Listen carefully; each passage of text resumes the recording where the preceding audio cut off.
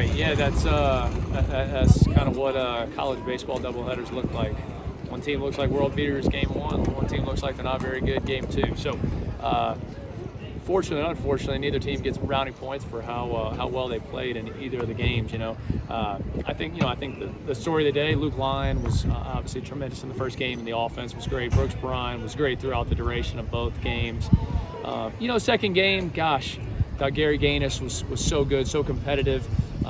Starting to get more versatile with his pitches. Deserves certainly a better fate. I mean, looking at a guy that has many of limitations based on where he's at, post-op, and he was really good, and we just kind of didn't handle our business there in the fifth, and it flubbed the game on us, and you hate that, but that's just the nature of baseball. That's a game right there that you're probably going to have an opportunity. You feel like, hey, this could be a 4-2, 4-3 type game that's going to, come down to the end.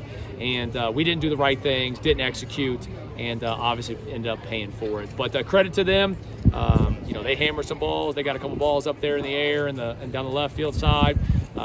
So great job by them. Great job by Kerman, his group, getting his group ready to bounce back after what happened in the first game. But we'll get to play for everything tomorrow for the weekend, and it should be a lot of fun. It's going to be a beautiful day. I think it's going to be a little more normalized with the weather, so I'm excited. I wish 105 would get here pretty soon. Coach, obviously, game two didn't quite go the way, but game one was quite indicative of just what Troy can do when it's at its full capacity, 17-2. Just talk about how, everybody reached base safely that was in the lineup.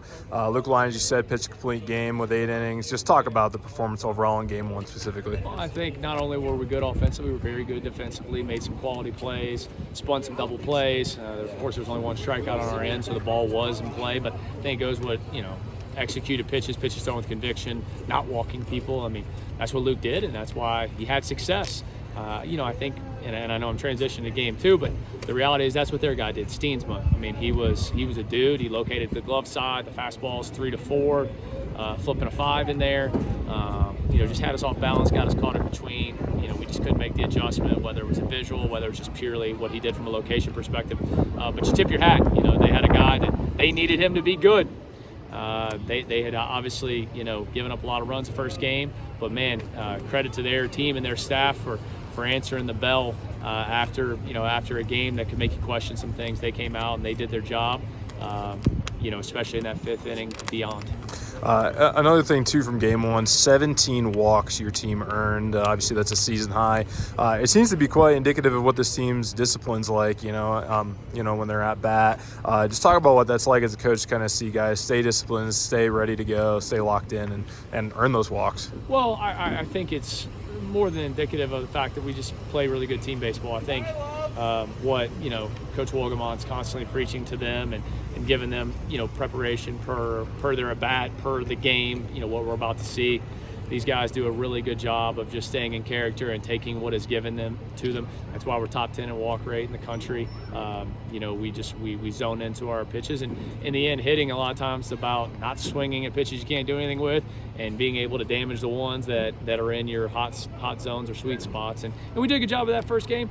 But, not so much the second game, but I'll be excited for us to, get back, regroup, get some food, and, get our game plan ready for tomorrow. Actually, final question. You split the games. Game three's coming down to it. How the Sun Belt tournament ended last year with this team. How important or how much passion are you carrying into game three, against this team? Well, I'm probably the wrong person to ask because I got a lot of passion in each and every game and every single pitch. I think the key is going to be our guys being able to do it when they are at their best and they focus and we play well. We tend to have success, but that's gonna have to be on all 4 levels. And I throw a base running in there. I thought we were very aggressive in the first game. I thought we set a great tone.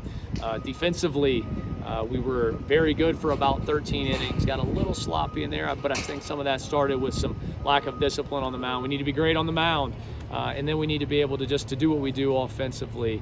And I haven't even dove into, the characteristics or what their guy will do tomorrow. But it's going to be a good day to hit. We just need to be ready to play our best brand of baseball. And if we play our best brand of baseball, A, I feel like success comes. But B, more importantly, that's our standard. We just need to play really well, be aggressive in all things. And if we do that, then the chips will fall in the right direction.